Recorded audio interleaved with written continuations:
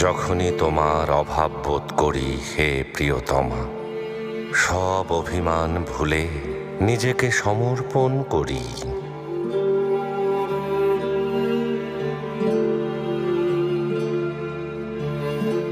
এতটা বছর নিজের অজান্তে অশ্রু ঝরিয়েছে হৃদয়, সব ছাপিয়ে তোমার ভালোবাসারই হয়েছে জয়।